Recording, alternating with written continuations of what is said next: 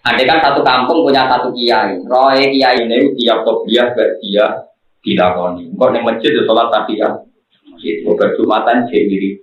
Nanti wong sing ape soleh ku mikir, waktu kurang entek kanggo ngene.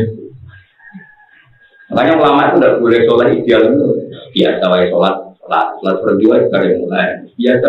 Jika wong sing soleh gampang iki boleh soleh. Tapi nak sampean kira-kira disalah pahami ora tahu kula iki. Tapi itu memang ilmune napa? Itu Syekh Abdul Qadir ketuane wali, itu beliau menceritakan di kitab Al-Hunjam. Suatu saat daerah tabi'in ono kusuk kaul, jika duka itu apa digo salat masal. Duka sing jare mari rezeki ya wis. Dari salat proposal. Wah, itu belum masuk dia juga. Belum masuk ke apa? Salat proposal itu, salat apa? Belum. Pidato. Kalau dia hafal tadi. La tahmidunna ala man lam yahmi ala malam yahmil gumuko. Jadi kiai bento, jangan pernah manusia kamu dorong untuk melakukan sesuatu yang tidak dianjurkan Tuhan. Jika Anda ingin mengenang sunnah Rasul sholat duha 1 bulan sekali saja atau seminggu sekali saja, malah masuk ngancam, awas ana sing duha berdino. Ulama kok ngancam. Waktu apa?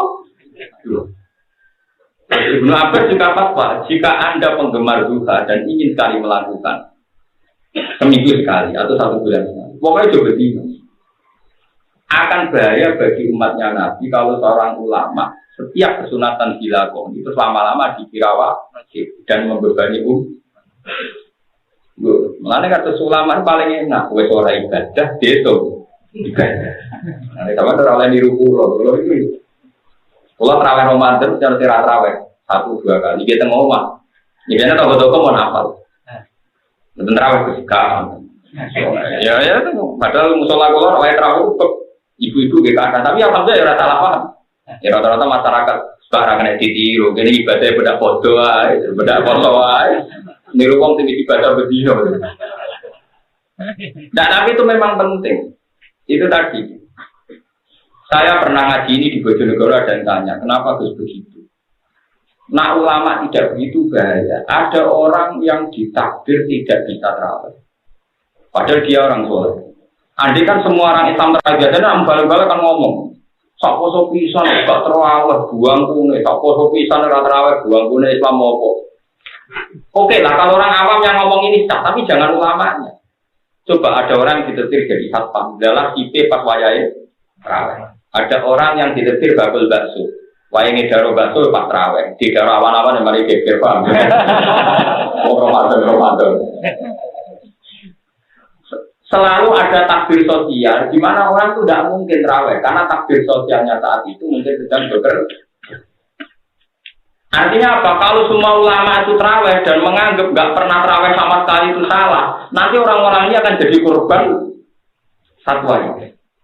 Maka sebaiknya ulama ya 1-2 kadang-kadang nggak tahu. Utawa tetap terawih tapi fatwa orang penting dari jamu orang akhirnya kok kan? Ya usah fatwa. Cuma kadang-kadang jangan melakukan penuh. Tapi memang sensitif fatwa sini. Tapi ulama, saya ulang-ulang ulama, tapi orang oleh niru. Tapi kalau lama harus begini, karena tadi pasti ada korban. Kalau Anda terlalu ekstrim, pasti ada. Itu kan pernah Nabi itu habis sholat, biasanya wiridan. Subhanallah, alhamdulillah. Tapi berkali-kali Nabi sholat itu kata Sayyidah Aisyah. Nabi itu kalau ngimami itu hanya istighfar 3 kali, fansorofat. Istighfar 3 kali, fansorofat. Dan itu lebih sering. Ada ulama yang dikayakan, ada sahabat yang wah saya ingin Nabi nak bersolat, saya kata gunayatan terus insorofa, terus insorofa. Nah kebetulan kita ngikuti tradisi yang Nabi wiridan 33, alhamdulillah napa 33 terus Allahu Akbar ngimiten. Itu hanya sebagian yang pernah dilakukan Nabi, tapi Nabi tidak selalu demi. Ini kasus nyatanya gini sampai bentrok. Dan pentingnya ngaji ini. Suatu saat Nabi itu belalang wiridan.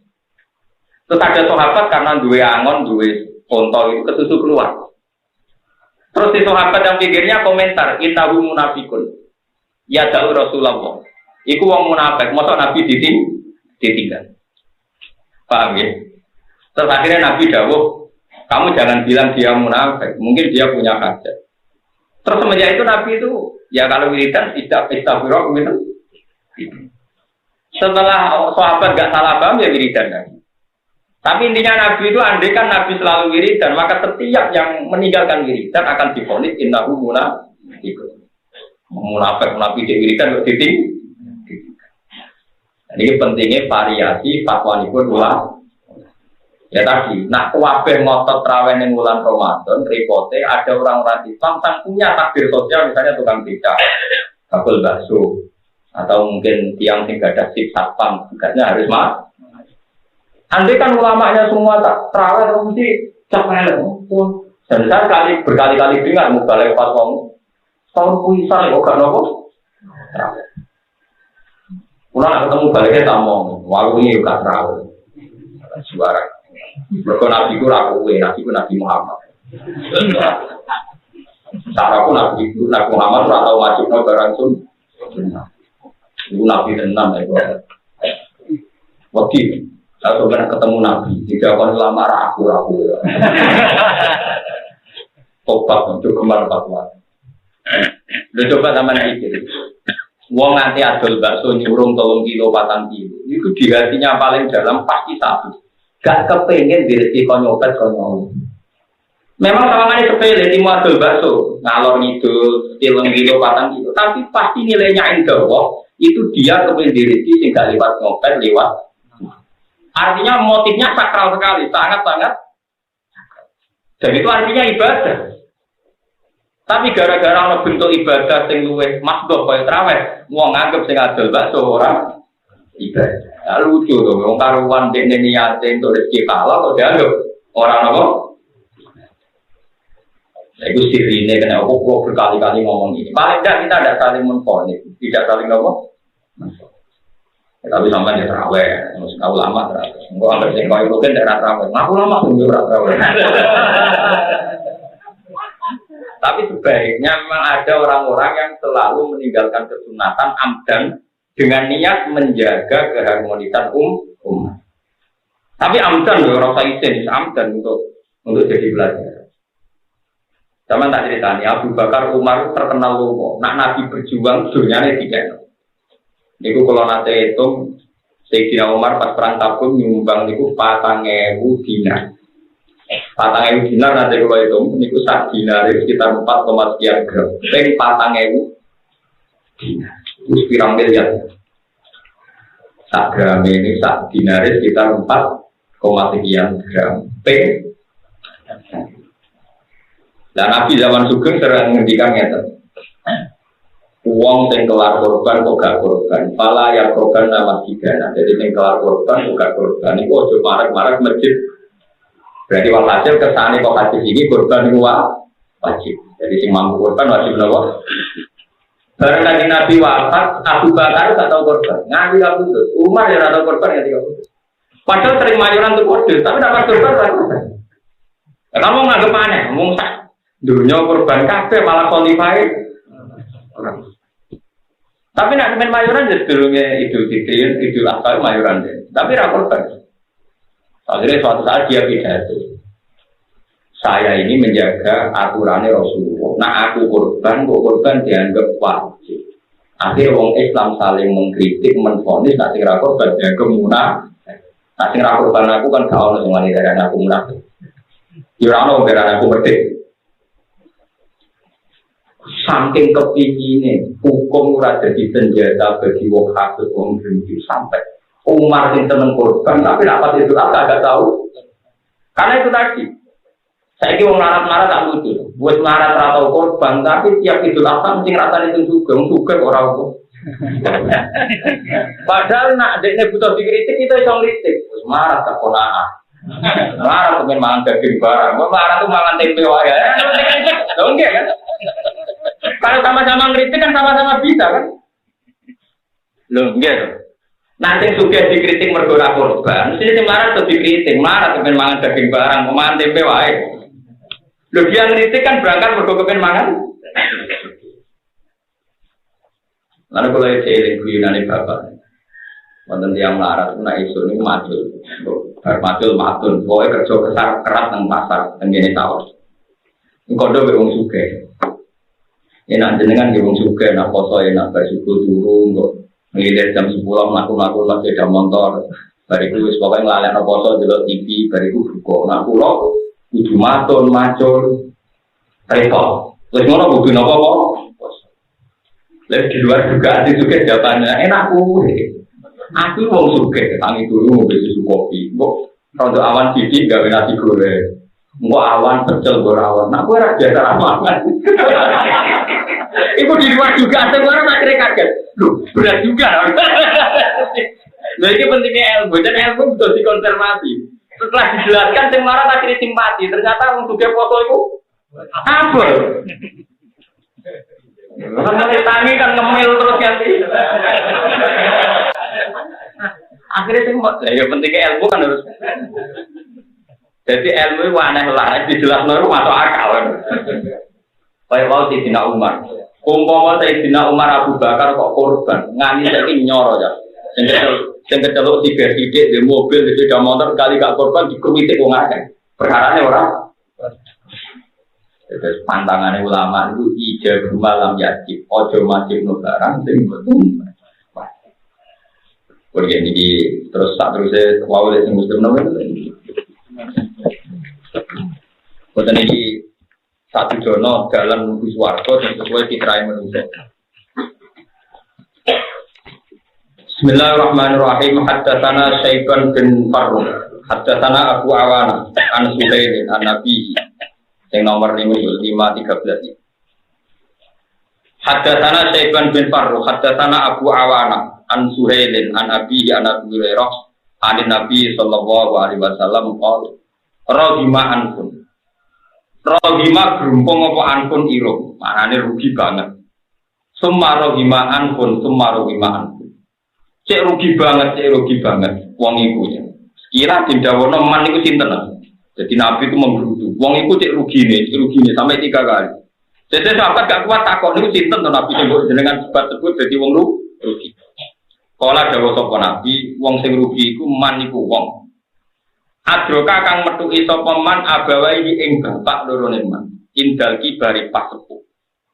Wong sing metuki bapak ibune pas sepuh ahaduma ing salah sijine bapak ibune au kilaihi ma utawa salah utawa loro-lorone falam yadkhul mongko ora mlebu sapa man al jannata ing swarga. Nah iki enak. Cuma iki luwih berat. Kompromi mbek ibu mbek bapak luwih berat. Gampang kompromi mbek napa? Anak mas masyur ya, orang wedok tambah sepuh, tambah judes itu masyur, imun-imun. Tapi itu tiket swarga, kenapa? Tiket swarga. Jadi dawe Nabi, uang itu nak metuki bapak ibu atau ibu no. Orang mlebu swarga itu aneh banget. Mana yang ada ibu, napa gak ada bapak. Nak kowe ra mlebu swarga, ngendikane Nabi napa aneh banget. Mergo tiket mlebu napa swarga. Niki hadis Muslim. Terus di bawah diri walidin bahasa fatwa nopo bisa kotil walidin wonten semoga wasus tuwa isu walidin. Kalau ada cerita kakak tentang ini, bahkan pulau boyong di Yogyakarta ketika bapak wafat, niku cara wong akeh niku pulau boyong bentuk pondok. Padahal tengah di pulau boyong dia tak niati rumah ibu betul. Orang-orang hadis wong kon rumah pondok, hadis wong kon rumah apa? Mereka kok ini lagi ngomong ya rumah ibu. Kan rumah pondok nomor kali. Nah kalau orang hadis ya, dengan orang hadis itu rumah tahu. Semuanya berat tenan rumah ibu. Wong ibu kula sing terpelajar berat, wong ibu iruke. Dijamin berat. Cuma apapun berat itu sampai kowe terantara ibu demi ibu. Bojo makhluk gaib. Cuman bojo kula mon ngomong, ora ono hadise wong kon ngurmat bojo mari mlebu swarga. Ya ora hadise wong ngurmat ibu mlebu apa? Swarga. Aku terus ngalano kowe ya ora, Dek, ya ora. Kan apen mlebu swarga ibu dhewe rumah, soalnya kok dadi ibu kok repot. Ono hadise wong sing ngurmat bojo ora ono. Ora hadise ngurmat ibu. Kalau terang ini beberapa sejarah. Nabi Musa nanti tangkap pangeran ya Allah. Kulo dengan status dekat di jenengan niku sinten sing baturi kulo teng swarga. Niku ambek apa dituturno. Syabun min qaryati kadza wa kadza. Iku ono canom ning kampung iki kancam ning swarga. Ternyata canom niku bakal kaya. Niku bakal apa? Jadi tiap injing ngoten sampai teng alas. Mendet kayu dipikul didol teng pasar. Didol teng pasar terus cara Arab terus tuban roti. Karena pakanane wong Arab lho. Batu angsul ibu didulang roti karena ibu itu lumpuh. Terus roti yang berikutnya itu digantung, dicancang boleh nopo? Gantung roti kan? Atau kan akan digantung. Wong Arab rotinya sampai nanti haji di rumah, rotinya rata sang lengan gitu. Jadi kena dicancang roti Arab. Nah, roti ini Mustafa agak kena. Roti Arab pak, sak menten.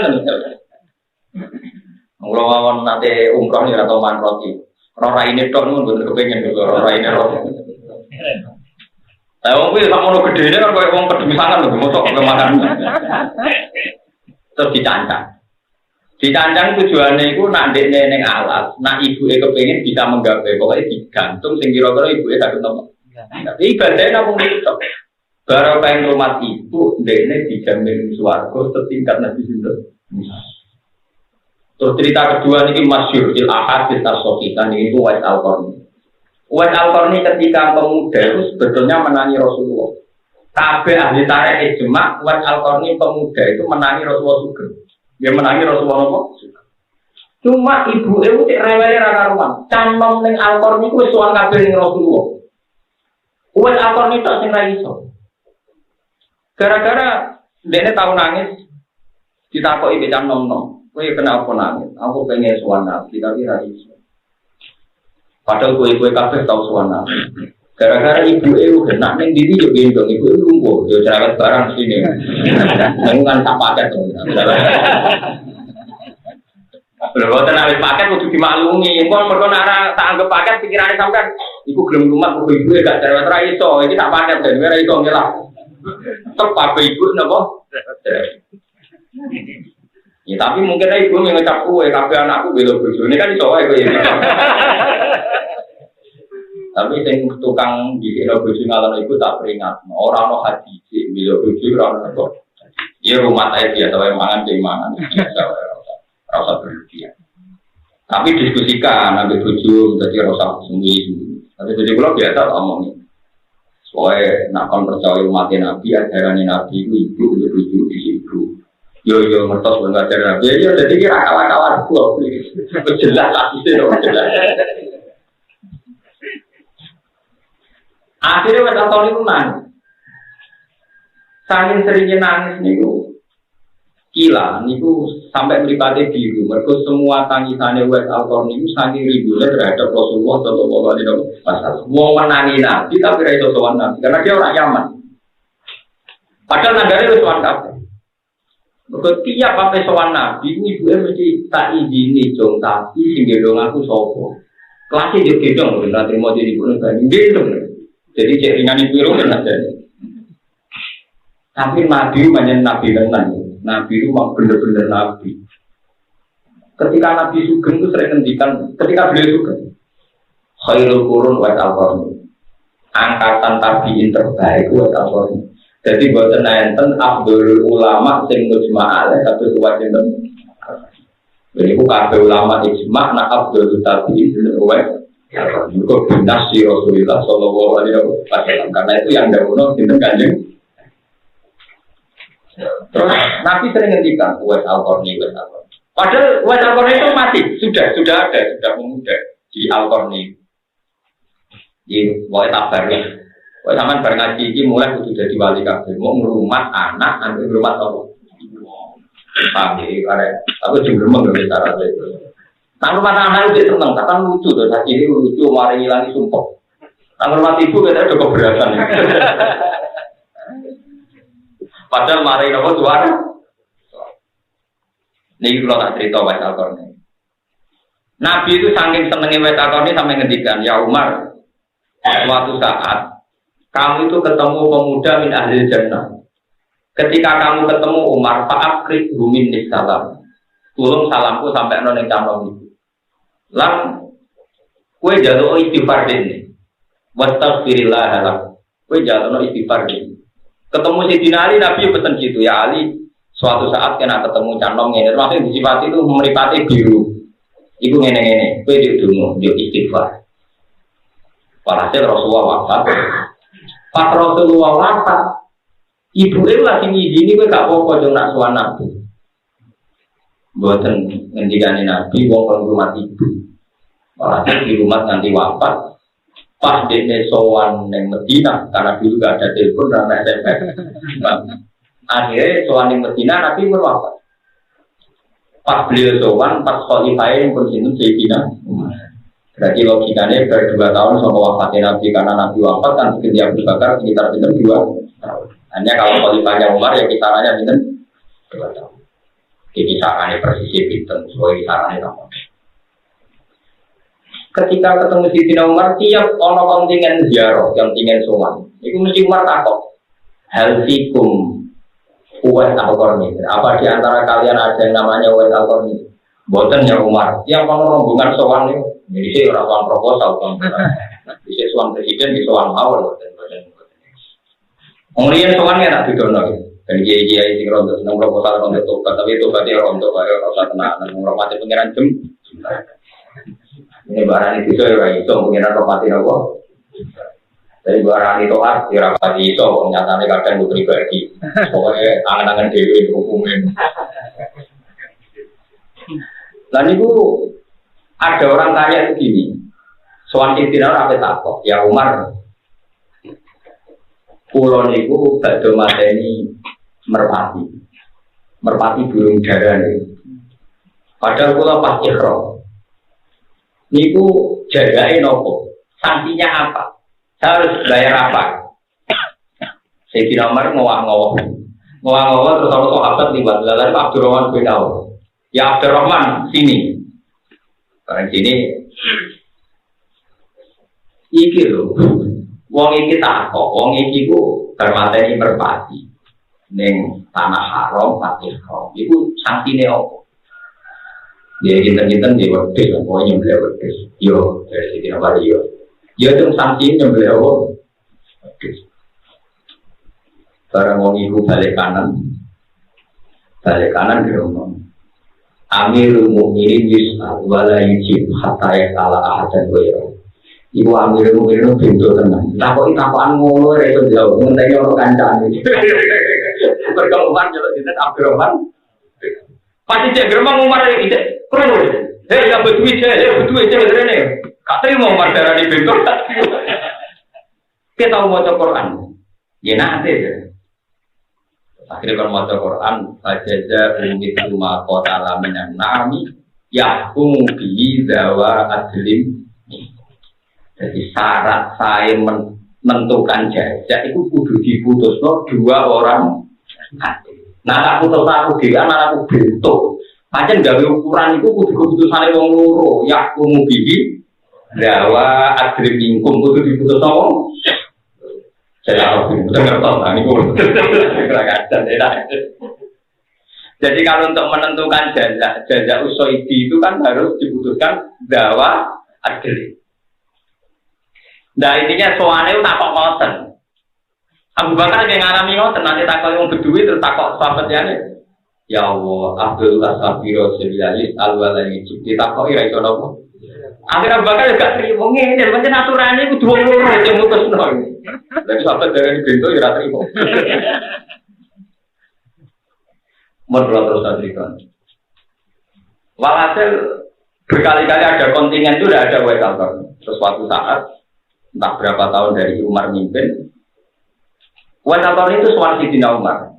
Ketika ditanya, apa di antara kalian ada bernama Wasator ini? Karena yang tanya Umar dia tidak bisa bohong.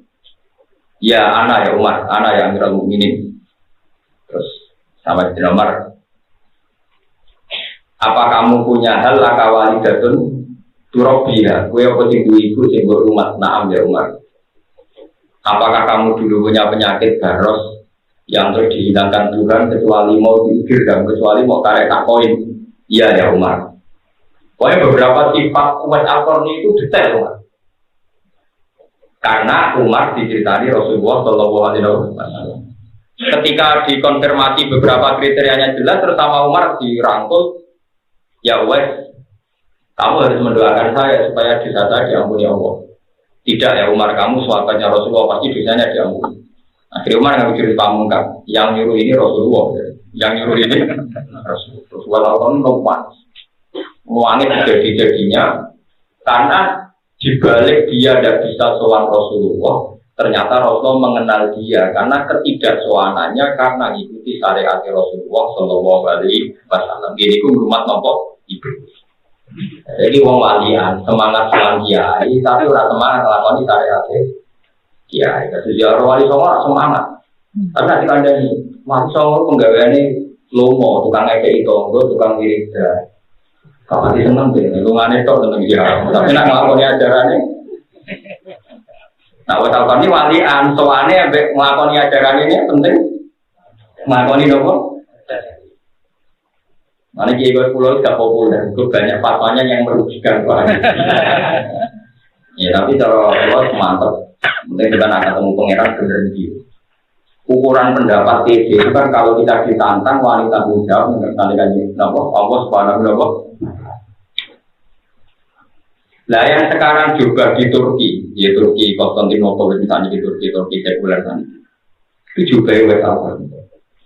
Alhasil Rasulullah itu sempat pesen juga Rasulullah karena watakor itu ngarang. Aku pesen sumben juga ini kayak itu. Wah, kesuwas ini buatan menangi Nabi, tapi hanya beliau sejaman dengan Nabi.